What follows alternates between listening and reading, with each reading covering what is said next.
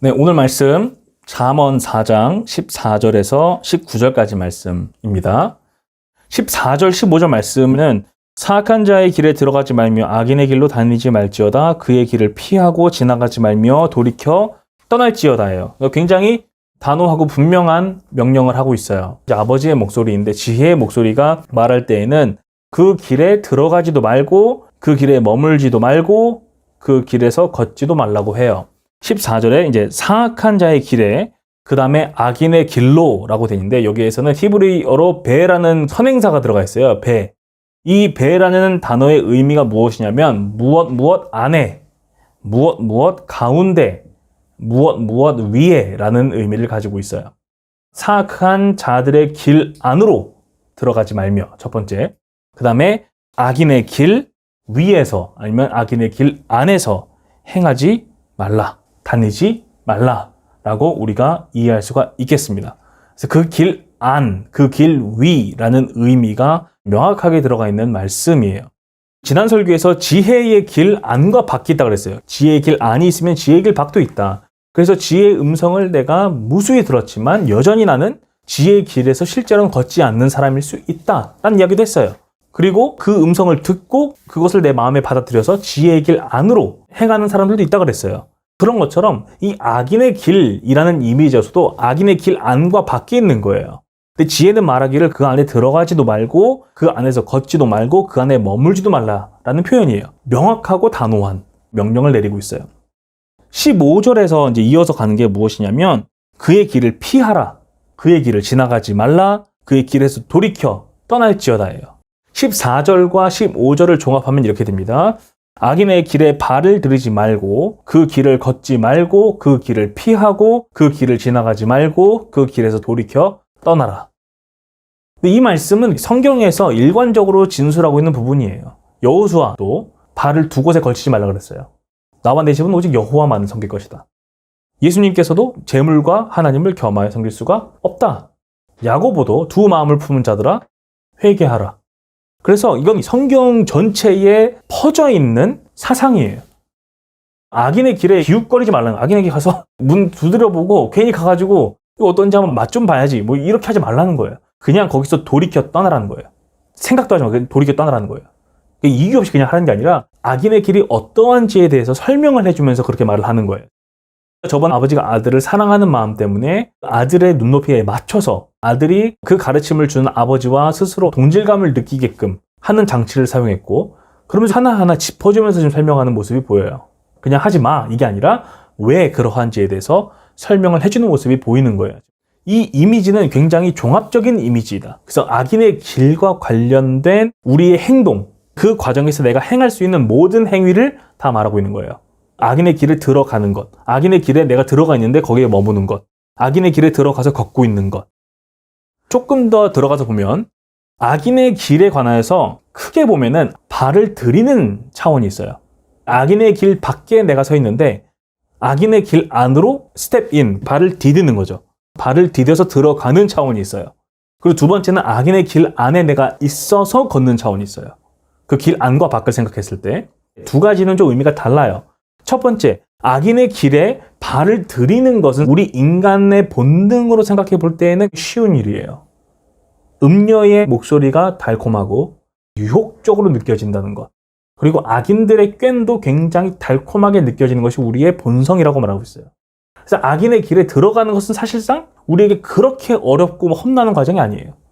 그냥 듣고 바로 행할 수 있을 정도의 열려있는 문이다 라고 보시면 될 것 같아요. 그래서 우리 일상을 보면은 이해가 돼요. 그런 길은 오히려 청소기처럼 나를 이렇게 슉 빨아들이는 것 같은, 가만히 있으면 그냥 끌려 들어갈 것 같은 그런 이미지가 있어요.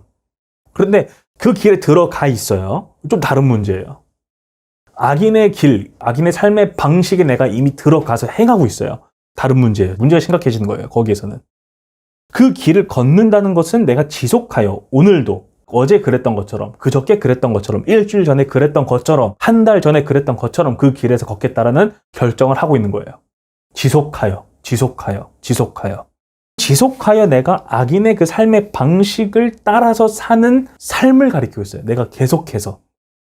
이제 저는 이 말씀 보면서 칼빈이 양심에 대해서 한 이야기가 생각이 났어요. 이 칼빈이 양심에 대해서 말하면서 하나님께서 이 양심이라는 장치를 모든 인간에게 주셔서 예를 들어 처음에 악인의 길에 들어가서 그 일을 행할 때에는 처음에는 그 양심의 목소리가 크게 들린다는 거예요.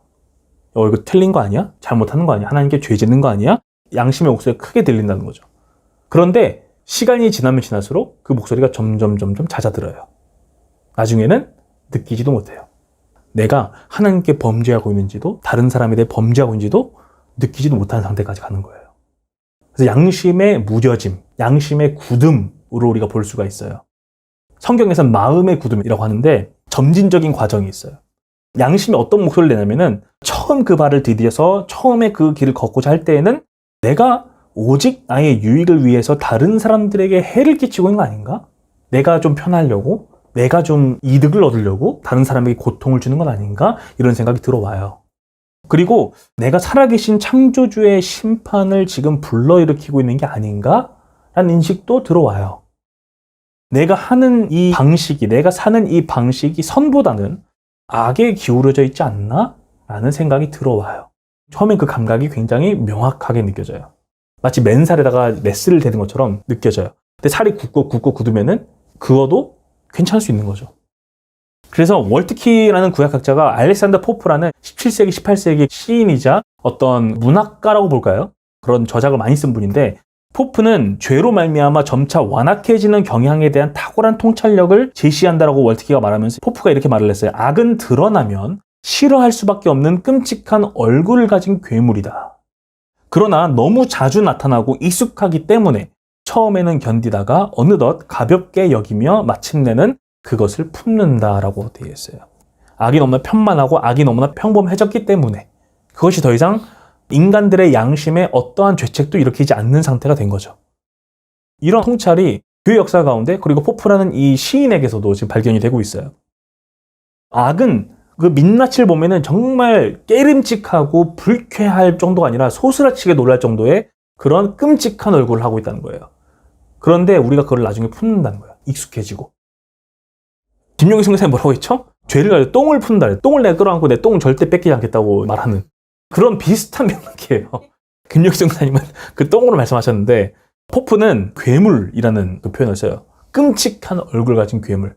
근데 그 민낯이 내 마음 가운데 보여야 되는데 보이지 않는 거예요. 그 죄의 괴물 같은 얼굴이 안 보이는 거예요, 이제. 합리적으로 둔갑을 해요. 이것이. 내 마음속에서. 이 현상은 양심의 무뎌짐, 양심의 굳어짐의 과정을 가리키고 있어요. 양심이 점점 굳은 살이 배기는 거예요. 우리 각자의 삶에서도 어떠한 죄들의 경우, 특히 내가 나의 고의적인 선택으로 결정하여 저지른 죄들, 즉 내가 악인의 삶의 방식을 따라서 고의적으로 계속 선택을 어제 선택했고 그저께 선택했고 일주일 전에 선택했고 오늘 선택하는데 전혀 어려움이 없는 상태인 거예요. 그 길을 걷기 시작하면은 그 길을 계속 걷는 게 점점 더 어렵지 않아져요. 그래서 내 양심은 점점 더 굳어져 가요.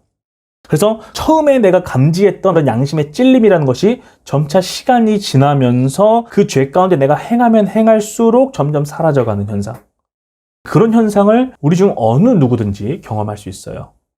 다양한 측면에서 우리가 죄를 지을 수 있어요. 하나님에 대해서도 이웃에 대해서도 우리가 다양한 맥락에서 죄를 지을 수가 있는데 특정한 죄에서 내가 내 자신을 노출시키고 거기에 그냥 적응을 시켜버렸을 때에도 그 죄의 하나에서는 내가 아무런 양심의 가책을 느끼지 않는 상태까지 갈 수가 있다는 얘기예요. 이 현상은 매우 무서운 상황을 가리키고 있어요. 그것이 정확하게 악인들과 음녀가 유혹하고 꿰는 목적이에요. 더 이상 내가 알아차리지도 못한 상태에 처하게 되는 것이죠. 즉 내가 이미 악인의 삶의 방식을 수용하였고 그 방식을 따라 살기 시작했으며 처음에 느꼈던 양심의 소리를 묻어버리고 계속 사는 과정 가운데 점점 나의 양심의 소리는 없어지고 내가 사는 나의 삶의 방식의 정당성의 이유들만 내 의식에 뚜렷하게 드러나 있는 상태예요. 이 말씀의 빛과 율법의 빛은 이것이 비춰질 때, 그 말은 내가 그 말씀을 감지를 하는 거죠. 말씀의 소리가 들리는 사람들에 한한 거예요, 지금. 나에게 기쁨이기보단 거리낌을 주고 불쾌감을 주고 찔림을 줘요. 근데 예전만큼은 아니에요. 흘려보낼 수 있을 정도? 그런가 보다 하고 그냥 걸을 수 있을 정도의 상태까지 내가 위치할 수가 있는 거예요. 예시를 한번 보여드릴게요. 예레미야서 7장 21절 이하를 한번 볼게요. 26절에 보면은 너희 조상들보다 너희가 악을 더 행하였다고 말씀하고 있어요. 여기에서는 또 악의 점진적인 확장과 악의 악화죠. 이스라엘 역사에서도 그들의 조상들이 저지른 악이 있었어요. 그 악 가운데 계속 행했을 때 그 악의 정도는 점점 더욱 심각해져요. 처음에 출애굽한 이스라엘 백성들의 악보다 훨씬 더 심각한 위치에까지 와버린 이스라엘 백성들을 볼 수가 있어요. 예시를 보여드릴게요. 30절에서 32절 말씀. 네, 자녀들을 불태워서 우상들에게 바쳤어요. 그 자녀들이 흰놈의 골짜기에 더 이상 자리가 없을 만큼 매장이 됐다라고 하나님이 표현하신 것을 볼 수가 있어요. 네, 이게 악의 확장, 악의 악화, 악의 평범. 악의 점진성이라고 할 때 입체적인 측면에서 이런 식으로 볼 수가 있어요. 공동체가 공동체적으로 무언가를 당연하게 여기고 행하면은 그 길 가운데 계속 가는 거예요. 예레미야서에서 보시면 이스라엘 백성들은 하나님과 하나님의 뜻을 거부하는 방향으로 나아갔고 그 길을 걷기를 지속하였어요. 그리고 그들은 예레미야를 통하여서 하나님의 메시지를 들었지만 듣기를 거부하였고 오히려 그 선지자를 핍박하기로 결정을 하고 그렇게 행했어요. 이 관점과 더불어서 하나 더 살펴볼 부분이 무엇이냐면 이제 존 렉터라는 심리학자가 두 가지의 인간의 행동 양식을 말하고 있어요. 영웅주의의 행동 양식과 융합의 행동 양식을 말하고 있어요. 첫 번째, 영웅주의적 행동 양식은 내가 다른 사람들과 다르다라는 인식을 갖게 되는 거예요. 다른 사람들과 스스로를 분리시키는 거예요. 나는 달라. 그래서 그들보다 내 자신을 높은 곳에 위치시키는 행동 양식을 말해요. 여러 가지 측면들에서 그런데 나의 성과, 나의 부, 나의 아름다움, 나의 특권, 나의 권력, 나의 악명을 즐길 수도 있어요. 그리고 나의 능력, 이런 것들에서 내가 다른 사람들보다 위에 위치한 어떤 영웅과 같다라고 스스로를 느끼는 그런 차원이에요. 렉터는 모든 사람이 어느 정도는 이걸 가지고 있대요. 어느 정도는. 내가 이런 부분에서 다른 사람보다 좀 나아. 이런 생각을 가지고 있다는 거예요. 근데 이게 너무 심각해지면 자기애적 성격 장애로 가게 되는 거죠. 내가 그들보다 더 뛰어난 존재가 됨으로 인해서 내가 그들로부터 높임과 존경을 받고자 하는 행동 양식이에요. 요거는. 이 렉터는 역사 속에서 많은 폭군들이 이런 영웅주의적 행동 양식을 보였다고 판단을 해요. 근데 여기서 문제가 무엇이냐면 그들이 표방하는 어떤 주의가 있어요. 나중에 폭군으로 된 사람들인데 영웅으로 그 당시에는 또 추앙을 받곤 했죠. 근데 이 사람들이 어떤 주의를 표방을 하는데 무엇을 위한 거냐면 인류의 개선을 위한 거예요. 그들 나름대로는 내가 표방하는 이 주의가 인류의 개선을 위한 것이다 라고 말하는데 그들이 사용하는 방식은 잔인함과 잔혹함을 가지고 있어요. 그래서 이 주의라는 것이 인류의 개선이라는 이 명제가 잔인함과 잔혹함의 그런 행위들을 잔인하고 잔혹하지 않게 만드는 거예요. 두 번째는 융합의 행동 양식이에요. 융합의 행동 양식은 무엇이냐면 내가 어떤 집단에 소속되어서 그 집단에 완벽하게 융합이 되고 그 집단의 가치체계와 기대 혹은 현실에 관한 관점을 받아들이는 거죠. 그 집단이 가지고 있는 기대와 현실에 대한 해석이 있어요. 그것을 받아들이고 그 집단의 좋은 군사가 되는 거예요. 그래서 그 집단으로부터 인정을 받고자 하는 행동 양식이에요. 이때 이 집단으로부터 오는 어떤 안정감과 확신감이라는 게 있는데 이것이 그 사람에게 강력한 힘을 발휘를 해요. 이 렉터는 이 융합의 행동 양식을 따르는 개인의 경우 어느 집단에 내가 소속되었을 때 스스로의 어떤 우월성과 특별함을 더욱 고취시키는 양상을 보인다라고 해요. 내가 이 집단에 소속됨으로써 내 스스로가 뭔가 더 특별하고 뭔가 더 우월하다라는 인식을 갖게 된다는 거예요. 그런데 렉터가 말하기를 이 융합의 행동 양식을 가지고 있는 많은 사람들이 또한 각양각색의 잔혹함과 잔인함에 해당하는 행위들을 했다는 거예요. 반인륜적인 행동을 이런 융합의 행동 양식을 통해서 했다는 거예요. 영웅주의냐 융합이냐가 중요한 게 아니라는 거예요. 이 두 가지가 그 자체로 나쁜 게 아니라는 거죠. 왜냐하면은 영웅주의적 행동 양식으로 인하여서 우리가 어느 정도는 그걸 가지고 있기 때문에 이것이 인류의 발전에 실제로 쓰이기도 했어요. 기술적인 발전, 과학 지식의 발전, 학문의 발전, 정치의 발전, 사회의 발전으로 이루어졌어요. 실제로. 그래서 당연히 선할 수 있죠. 그리고 융합의 행동 양식도 이것을 통해서 우리가 관계에 대해서 생각을 하게 되고 관계의 중요성을 생각하게 되고 건강한 관계가 무엇인지에 대해서 고민을 하게 되고 그리고 사회 구성원들이 불안 가운데 사는 게 아니라 안정감이나 소속감을 가지고 살 수 있게끔 하는 그런 요소들이 있어요. 그 두 가지 그 자체가 악이 아닌 거예요. 하지만 이 렉터는 심리학자이기 때문에 그 이상 가진 않아요. 우리가 아는 것은 인간이 가진 본성적인 그 죄성으로 인하여서 언제든지 영웅주의적 행동 양식이나 이것이 병적이진 않을지라도 부분적으로는 이런 것들을 통하여서 얼마든지 우리의 죄악을 표현하는 데 쓸 수 있다는 얘기예요. 크든 작든 간에. 이것이 뭐 나치의 히틀러는 전형적인 영웅주의적 사람이죠. 아니면 수많은 나치의 군사들, 수용소에서 이제 죄수들을 다 가스실에 보냈던 그 사람들 얘기도 렉터가 하는데, 체코의 집시들 같은 경우에는 독일을 잘했대요. 그래서 어느 정도는 그 당시 수용소에 있는 군인들이죠. 그 사람들과 친분을 이제 갖게 된 경우도 많았대요. 그래서 같이 좀 친해지고 인격적인 관계를 형성을 했는데, 그 당시에 그 독일 군인들은 유대인들을 사람으로 안 봤어요. 더러운 벌레로 봤어요. 그러니까 그렇게 해서 심리적으로 안정감을 가진 거예요. 벌레들을 지금 청소하는 거다라고 보는 거죠. 그래서 가스실로 보냈어요. 근데 집시들을 가스실로 보내라는 명령이 떨어진 거예요. 그러니까 이 군인들의 얼굴에서 좀 불편함이 많이 보였대요. 왜냐하면 인격적인 관계를 형성한 상태에서 그랬으니까. 그런데 여전히 이들이 그 융합적인 행동 양식을 통해서 형성한 자기 정체성이라는 것이 너무나 컸기 때문에 그런 인격적인 그런 관계가 방해 요소가 되지 않았다는 거예요. 집시들이 다 가스실로 보내졌다고 합니다. 그리고 나서는 또 이전에 그런 일이 없었던 것처럼 다시 돌아왔다고 해요. 그래서 얼마든지 우리가 우리 자신의 악함 때문에 크게 보면 이 두 가지죠. 두 가지 행동 양식을 통해서 얼마든지 그런 악을 표현할 수 있다는 거예요. 교회에서도 그게 가능해요. 우리 교회만 특별하고 우리 교회에 내가 소속돼 있어서 나는 특별한 사람이고, 배타적으로 전혀 좋지 않은 모습이죠. 우리는 공교회적인 그런 고민을 하고 공교회적인 기도를 하고 공교회적인 사랑으로 살아야 되는 사람들인 거죠. 끊임없이 싸워야 되는 그런 부분인 거예요. 우리도. 그래서 영웅주의적 행동 양식이나 융합적인 행동 양식을 따라 사는 개인들 모두가 상상할 수 없는 악과 잔인함에 나 자신을 내어줄 수가 있다는 얘기예요. 성경적으로 보면 죄와 우상을 향하는 인간의 마음의 경향성으로 인해서 어떤 행동 양식을 따르든지 간에 치명적인 잔인함과 악의 냄새가 진동하는 행동들을 슬로건이나 정당성이라는 명제를 근거로 감행할 수가 있는 거예요.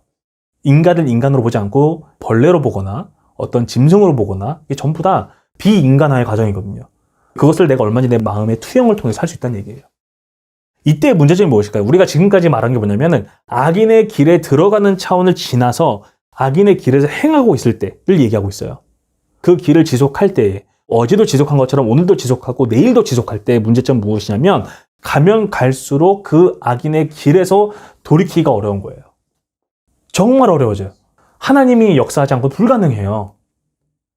그래서 자기애성 성격 장애를 겪는 사람이 심리 상담자들과 대면을 해서 상담을 하잖아요. 대부분 어떤 얘기가 나오냐면은 자기애성 성격 장애를 가진 사람이 모든 세상과 관계를 나의 탁월함과 나의 대단함과 그런 것들로 해석을 다 한대요. 모든 관계도 그렇고 나의 일도 그렇고 나의 직장도 그렇고 나의 삶도 그렇고 다 나의 탁월함과 나의 대단함으로 다 귀결이 되는 거예요. 그런데 상담자가 성공적으로 그 자기애성 성격 장애를 가진 사람의 세계관에 균열을 냈어요. 그러면은 이 사람이 엄청 당황을 하고 깊은 혼란에 빠진대요. 왜냐하면 내가 이전에 봤던 세상은 자기애라는 그 렌즈로 본 세상이에요. 그런데 내가 지금까지 콧방귀를 꼈던 그런 이야기들, 그 말이 진짜일 수도 있다라는 그 가능성이 들어오니까 혼란에 빠진 거예요. 그래서 어떤 얘기를 하냐면은 내가 더 이상 무엇을 믿어야 될지 모르겠어요 라는 얘기를 한다는 거예요. 그런데 그 다음 세션에 가서 만나면은 어느새 그 균열을 회복하고 그 이전으로 돌아간다는 거예요. 그만큼 비유예요는요. 악인의 길에 내가 발을 담그고 계속해서 걸으면은 그만큼 어렵다는 거예요. 하나님의 말씀이 그 길을 걷는 내 마음에 균열을 낸다 하더라도 나는 회복이 엄청 빨라요. 그래서 말씀의 메스에서 스스로를 회복하고 오히려 그 마음을 더 굳게 하는 게 너무나 탁월해요. 그래서 이리로 가면 안 되나? 멈췄었다가 다시 가는 거예요. 돌이킨다는 것이 정말 어려운 것이다. 그래서 하나님께서 주시는 가장 근본적인 차원의 확신이 아니고서는 불가능한 것이다 라고 볼 수가 있어요. 그래서 나는 계속 어느 길 안에서 어느 길 위에서 걷고 있어요. 나의 삶의 모든 많은 양상들을 보세요. 그 가운데 보면은 악인의 길을 내가 쫓고 있는 영역들이 있을 수 있어요. 그 길이 그저께 결정한 걸 수도 있고 몇 년 전에 결정한 걸 수도 있고 다를 거예요. 그래서 어느 길 가운데 걷고 있는데 하나님의 말씀의 빛이 내 심령 가운데 비출 때에 아, 내가 이런 길을 걷고 있구나라는 판단이 설 수 있어요. 근데 그게 내 세계관의 균열이에요. 균열. 이때 내가 살고 있는 그 삶의 방식이 악인의 삶의 방식이라면 가장 우선 해야 할 것은 멈추는 거예요. 멈추고 하나님의 말씀을 더 듣는 거예요. 내 마음에 균열이 생기면은 그걸 더 여는 거예요. 그리고 주님의 말씀에 따라서 돌이키는 거예요. 그 자리에서. 말씀만이 할 수 있어요. 지혜는 그 길 외에는 없다고 하는 거예요. 단호한 거예요. 쳐다보지도 말라고 해요. 돌이켜라. 지나가지도 마라. 들어갔으면 돌이켜야 되는 거예요.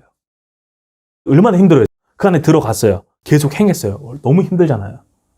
그래서 내가 느낄 때 하나님의 말씀이 진리이고 그리스도를 나의 구원자와 주님으로 내가 받아들이고 그를 따라 사는 것이 참이라고 고백을 한다면, 하지만 여전히 나의 삶이 악인의 길에 치우쳐 있다라는 판단이 선다면 나는 나의 두 발을 한쪽은 악인의 길에 한쪽은 여호와의 길에 두고 있는 상태인 거예요. 여전히. 내 생각으로는 그리스도가 맞아. 그리스도를 믿어야 돼. 여기에만 구원이 있어. 근데 난 여전히 악인의 길에서 벗어나고 싶지 않아. 두 발을 담그고 있는 거예요. 근데 예수님은 마태복음 6장 24절에서 이렇게 말씀하세요. 한 사람이 두 주인을 섬기지 못할 것이니 혹 이를 미워하고 저를 사랑하거나 혹 이를 중히 여기고 저를 경히 여김이라. 너희가 하나님과 재물을 겸하여 섬기지 못한다. 즉 만몬이 재물의 신이죠. 하나님과 우상을 겸하여 섬기지 못한다. 지혜서에서는 너가 지혜와 악 가운데 양다리를 거치고 살 수가 없다라고 말하고 있는 거예요. 이걸 보셔야 돼요. 악인과 의인도 여기서는 이상적인 모습으로 나온 거예요. 그러니까 모두가 딱똑 잘라서 악인, 의인이 아니에요. 우리가 부분적으로 악을 다 저지르고 있어요. 매일. 오늘도 저는 예배를 인도하기 전과 후에 저질렀을 거예요. 저지를 거예요. 그리고. 근데 여기에서 지혜서에서 말씀한 거냐면은 내가 악인이었다 라는 거예요. 이전에는 아무리 말씀을 들어도 하나도 들리지 않았거든요. 똑같았어요. 내 모습인 거예요, 이게 지금. 근데 내가 어떻게 지금 하나님 말씀을 듣고 순종하게 됐지? 그래서 은혜를 고백할 수밖에 없는 거죠. 근데 그렇기 때문에 그 사람의 삶이 종결되지 않는 한 우리는 종결됐다 말하면 안 되는 거예요. 하나님께서 종결하실 때까지는 아닌 거예요. 그리고 우리 삶도 종결되지 않았다는 것은 에스겔서에 뭐가 있었죠? 오늘 의인이었던 사람이 내일 악인이 되는 것. 16, 17절에서는 악인들의 마음의 경향성이죠. 그것을 보여주면서 여기서 좀 재밌는 표현이 있어요. 16절에 보면은 악을 행하지 못하면 잠을 자지 못하며 사람을 넘어뜨리지 못하면 잠이 오지 아니하며 라고 되어 있는데 이 잠을 잔다라는 표현과 잠이 오지 않는다라는 표현 두 가지가 있어요. 그리고 두 번째는 수동형이에요. 즉 악을 행하고자 하는 그것이 악인으로 하여금 잠을 못 자게 한다는 거예요. 악에 의해서 지배를 당하고 있는 삶인 거예요. 잠을 잔다라는 표현은 마음의 편안함을 의미해요. 나름대로의 편함이 있어야 내가 잠을 잘 수가 있어요. 마음의 편함이 없으면 잠을 못 자는 거예요. 근데 악인들은 언제 편해지는 거예요? 지금 보면 악을 저질러야 편한 거예요. 내가 마음에 품은 그 악을 표현해야만 편한 거예요. 여기서는 의인은 회개해야만 마음이 편할 거예요. 회개하지 않으면 마음이 불편해 잘 못 잘 거예요. 그래서 악인에 대해서 말할 때는 이런 부분이 있어요. 무언가 내 안에 가득한 악한 생각과 의도가 구체적으로 표현되지 않고서는 내 마음이 편안하지 않고 내가 잘 수가 없는 거예요. 타인을 넘어뜨려야 한다는 어떤 그런 강박도 있죠. 예시를 들면 누군가에게 내가 폭언을 퍼붓지 않으면, 누군가의 마음을 내가 확 상하게 하지 않으면은, 누군가에게 내가 고통을 주지 않으면은, 누군가에 대해서 내가 중상모략을 하지 않으면은, 누군가의 관계를 내가 거짓말로 교란시키고 악화시키지 않으면은, 누군가에게 어떤 폭력을 행사하지 않으면, 누군가의 명예를 실추시키지 않으면 내 마음이 편하지 않는 거예요. 결국에는 여기에서 말하는 질문은 너의 마음을 편하게 하는 것이 무엇이냐라는 거예요. 잠을 잘 수 있게 하는 게 뭐냐? 그것이 누군가를 내가 해함으로써 내 이득을 취하거나 그래야 내 마음이 편한 거냐? 아니면 이 모든 것들을 회개해야 내 마음이 편하고 내가 잠을 잘 수 있는 거냐를 물어보고 계신 거예요. 17절의 내용은 이어받아서 말하기를 악인들은 악의 떡을 먹고 폭력의 와인을 마신다라고 해요. 떡은 히브리 사람들의 주식이었어요. 여기에서 해석이 두 갈래가 있다고 말합니다. 첫 번째는 악한 속임수로 얻은 떡을 의미한다라고도 볼 수가 있고, 두 번째로는 불의가 그들의 주식이다. 불의를 먹고 산다. 아니면은 불의로 얻은 떡을 먹고 산다. 이 두 가지가 다 된다고 이제 구약학자들은 해석을 하고 있습니다. 그리고 강포의 술, 메야인이라는 표현인데, 떡을 먹는다와 불의의 강포의 와인을 마신다. 이 두 가지가 대칭적인 평행절을 구성한다고 해요. 그래서 월튼이라는 신학자는 이렇게 말을 해요. 악의 빵, 폭력의 포도주에 대해서 말할 때 악인의 음식과 음료는 그들의 행위 그 자체이다. 그들의 악이 그들을 지탱한다. 음식과 음료를 섭취하는 은유는 그들의 깊숙이 뿌리내린 악을 나타내는 데 사용된다.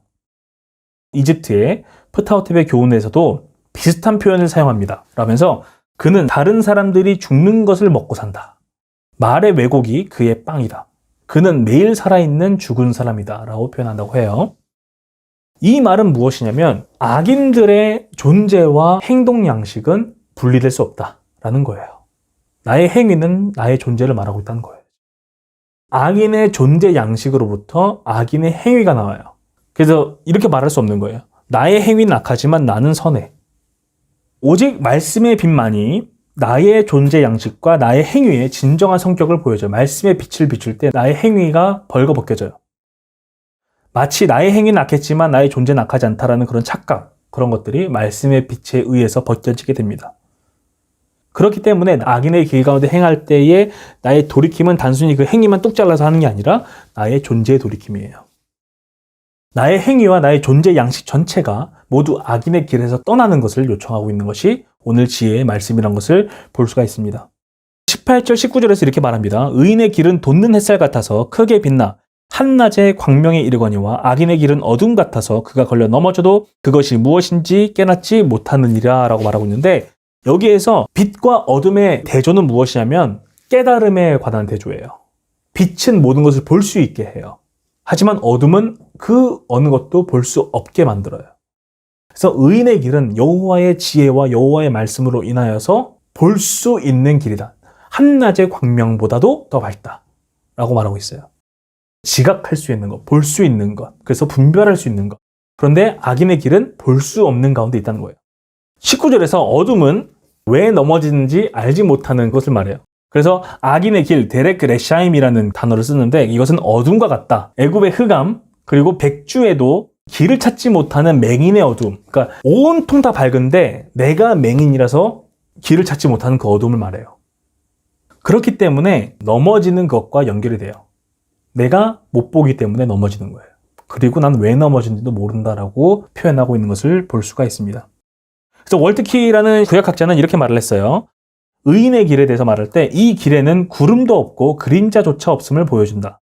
빛은 안전, 구원, 평안과 함께 참된 경건과 도덕성을 의미한다 라고 말하면서 사실 여호와 자신이 빛이시고 순례자의 길은 확실하고 안전하다. 그 길은 장애물이 없으며 밝게 빛나기 때문에 자신이 어디로 가고 있으며 어디로 가야 하는지를 알 수 있다.